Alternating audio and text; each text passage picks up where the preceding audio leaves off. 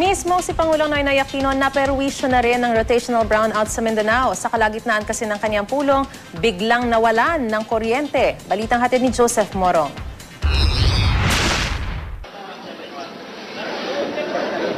Ito ang unang pagdalaw ni Pangulong Aquino sa bayan ng Buluan sa Maguindanao, pero ang pakikipagpulong niya sa mga lokal na kandidato ng Liberal Party sa Maguindanao at ARMM naantala.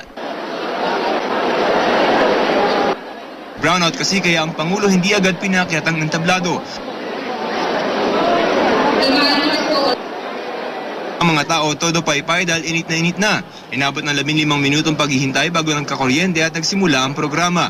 Ito'y magbubuhat ng bahay kubo na Pilipinas. Pero ang Pangulo ni walang binanggit tungkol sa brownout na ilang taon ng kalbaryo at ngayon pinagdurusahan ng hanggang 8 oras kada araw sa ilang bahagi ng Mindanao.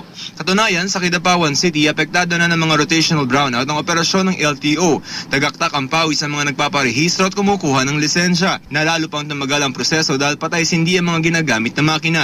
Sa Zamboanga City, tumaas ang demand para sa mga generator. Mayroong mabibili mula 5,000 hanggang 12,000 piso.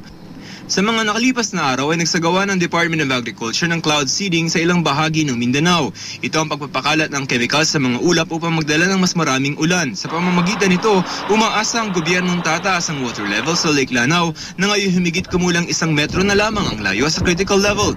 Ang Lake Lanao ang nagpapatakbo ng Agus Hydropower Plant na siya naman nagsusupply ng halos kalahati ng power demand ng buong Mindanao. Joseph Morong, GMA News.